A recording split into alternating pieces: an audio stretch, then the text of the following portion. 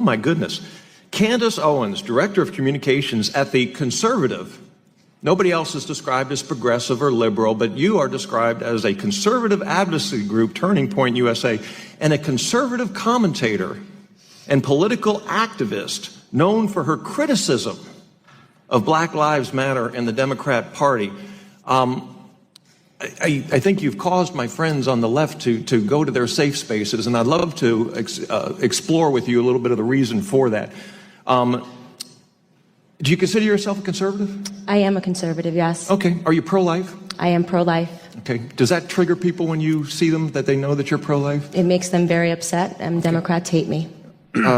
Picture this. A room full of Democrats, cameras rolling, microphones live. Then one Black conservative woman walks in and challenges everything they believed they knew. No teleprompter. No apologies.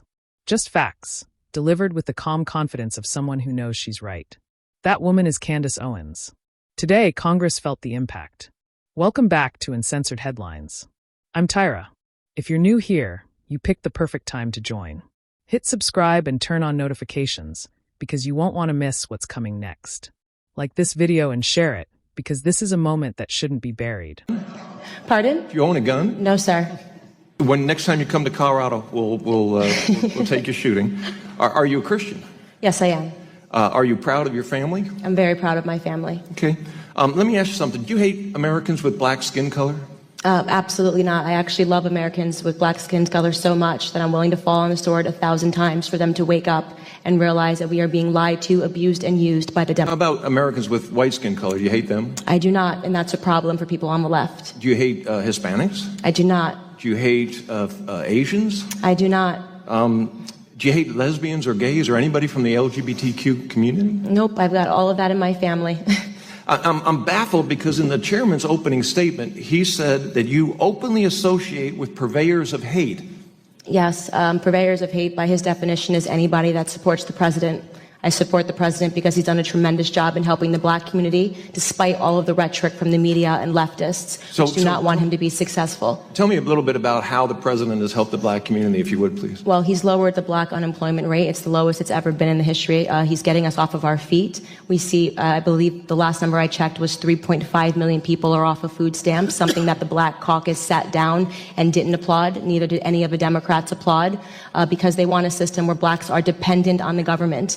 They are the people that put in place the policies that broke down the Black family. And the biggest problem that's facing our community is father absence. In every room that I've been in with the president, he talks about real issues, and he doesn't pander to us. He doesn't do Alexandria Ocasio-Cortez's Southern drawl accent and speaking to us like we're slaves. He asks us important questions, and the most important question he could have asked was, Black America, what do you have to lose? Because we were already losing under Democrat leadership. Do you believe that you openly associate with purveyors of hate? I absolutely do not. I have no tolerance for hate whatsoever. Do you believe that college campuses should be open discussions, or there should be open discussions on college campuses for various issues? I absolutely do. You know, I do a campus tour tonight. I'm flying up to University of Connecticut to continue that, and we are being met with aggressive leftist groups. 3 Antifa chapters have declared they're going to try to shut it down, and we face this violence every day on the left, and nobody ever wants to talk about it. And I guess what I was going to ask you, you went on to explain it before I got a chance to, but have you ever been disinvited from speech opportunities at college campuses because of your conservative views? All the time.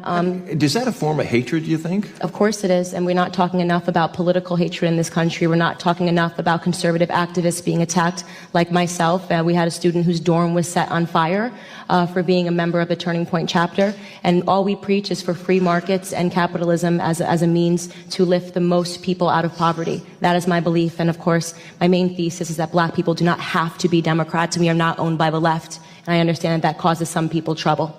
So, as a conservative, you've attended many conservative events and visited with many conservatives. And I am not denying for a moment that there are white supremacists and we should condemn white supremacists, that there are Nazis and we should condemn Nazis, that there are hateful groups all across the political spectrum and we should condemn those. But in your interactions with conservatives, have you seen hateful speech, bigotry, race among the conservatives that you've associated with? I speak in front of conservatives probably 3 times a week. I jump on a stage and I say everything pro-black, and they are so supportive and they applaud. All they want is for black Americans to realize that they are Americans first and foremost. Conservatives are patriots. The president is a patriot, and I'm a patriot, and there is no skin color in patriotism. Here's the setup. Democrats held a hearing supposedly focused on hate, and they invited Candace Owens as a witness. Bold choice. Every other guest was introduced with neutral, respectable labels: policy expert, community advocate, progressive leader. But Candace? She was labeled a conservative activist and a controversial figure before she even spoke. Then the questioning began. At first, it seemed almost gentle. Are you conservative? Yes. Pro-life? Yes. Christian? Yes. Proud of your family? Absolutely. Her answers were clear, calm, and unapologetic, and you could feel the tension rising across the room. These aren't radical ideas, they're personal values, and that seemed to be the issue. Then came the accusation that she associates with purveyors of hate. Candace responded directly. She argued that, by that definition, anyone who supports the president would be labeled that way. Then she brought up results: record low black unemployment, millions of Americans leaving food assistance programs, and increased economic mobility. Those statements landed heavily in the room. She continued, discussing the decline of the black family structure, fatherlessness, and what she argued were the impacts of long-standing political policies. Then came a moment that shifted the tone. Candace said black Americans are not owned by any political party and shouldn't be expected to vote a certain way forever. She also shared her experience speaking to conservative audiences, saying she receives standing ovations when she speaks about patriotism, unity, and values. According to her, patriotism isn't defined by race. At one point, another witness suggested she laughed at a serious topic. A member of Congress intervened, clarifying that Candace laughed because she hadn't yet been asked a question, not out of disrespect. The takeaway: Candace Owens wasn't seen as controversial because of hatred, but because she broke away from expectations and refused to conform to a single narrative. Cameras captured the exchange, and the debate became a public moment. If this message resonated with you, share and subscribe. Because the truth doesn't need spin, just a platform. See you next time.